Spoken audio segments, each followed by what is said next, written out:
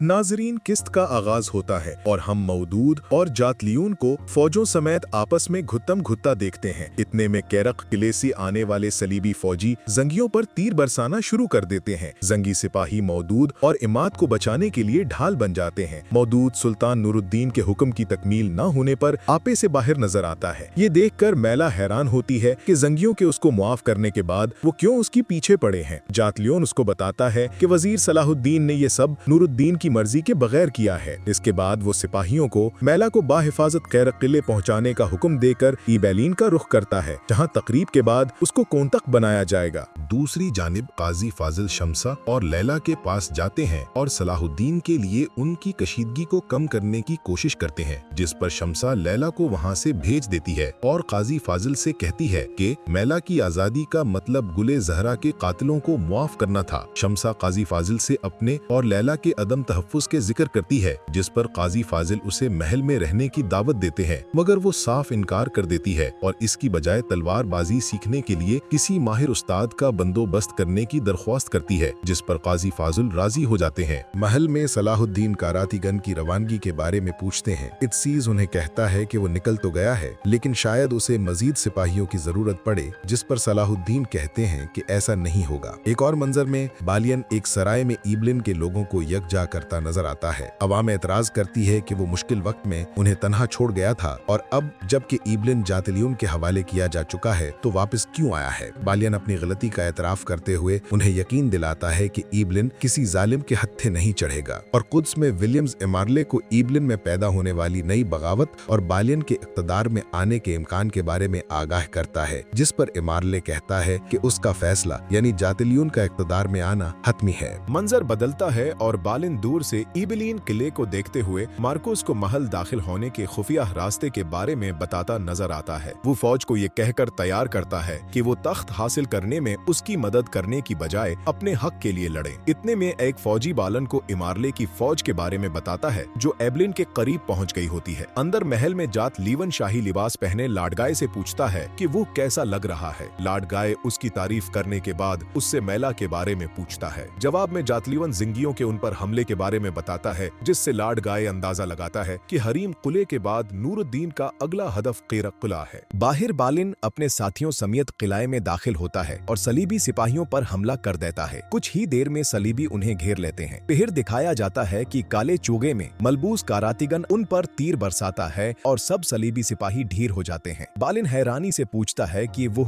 ईबलिन में क्या कर रहा है, मगर कारातीगन उसे वक्त जाये किए बगैर किले को हासिल करने का कहकर वहाँ से जाने लगता है। बालिन उसे सलाहुद्दीन को सलाम देने का कहकर आगे बढ़ जाता है। एक जख्मी सिपाही उनकी बातें सुन लेता है। कैरक किले में तख्त पोशी की तकरीब के दौरान एक पादरी जातलियून पर पानी छिड़क रहा होता है कि जातलियून उसे जल्दी से ताज पहनाने का कहता है। इतने में बालिन वहाँ पर सिपाहियों समेत दाखिल होता नजर आता है, जिस पर सब अपनी तलवारें निकाल लेते हैं। खासे खून खराबे के बाद लाडगाय बालन के साथ ही लीवन को मौत के घाट उतार देता है। ये देखकर बालन गुस्से से भड़क उठता है। अगले ही लम्हे बालिन संभलते हुए जातलियून पर वार करके उसे पसपा कर देता है। महल के अंदर का माहौल देखकर इमारले फौरन सबको तलवारें नियाम करने को कहता है। सब लोग ये सुनकर घुटने टेक देते हैं। इमारले के पूछने पर लाडगाय कहता है कि इस फसाद की जड़ बालन है, जिसने गद्दारी की शुरुआत की। इस पर बालन सफाई देता है कि वो गद्दारी नहीं बल्कि अपना हक लेने के लिए बाइज्जत लड़ा है। इमारले बालन को गद्दारी की सजा सुनाने ही लगता है कि बाहर से अवाम का शोर सुनाई देता है। एक सिपाही आकर बताता है कि अवाम मुश्तइल है और उनका मुतालबा है कि जातलियून तख्त नशीन न हो। जातलियून ये सुनकर गुस्से में आ जाता है। दूसरी जानिब शमसा एक जगह तलवारबाजी सीखने के लिए उस्ताद की मुंतजिर होती है कि वहाँ सलाहुद्दीन दाखिल होते हैं। सलाहुद्दीन उसे बताते हैं कि वो उसे तलवारबाजी सिखाने आए हैं, जिस पर शमसा कहती है कि वजीर के पास इससे ज्यादा अहम काम होने चाहिए। वो जाने ही लगती है कि सलाहुद्दीन उसे तलवार से रोकते हैं। वो भी जवाबन वार करती है, जिस पर सलाहुद्दीन उसे दाद देते हैं, लेकिन साथ ही लड़ाई के उसूल समझाने लगते हैं कि ख्वाहिश इंसान को दोस्त और दुश्मन का फर्क भला देती है। इतने में खलील कारातीगन की वापसी की इत्तिला देता है, जिस पर सलाहुद्दीन शमसा से ये कहते हुए दूर चले जाते हैं कि आज के दिन के लिए इतनी मुश्क काफी है। क्या शमसा सलाहुद्दीन को माफ कर पाएगी? जानने के लिए हलाल रीकैप्स को लाइक और सब्सक्राइब करना मत भूलें।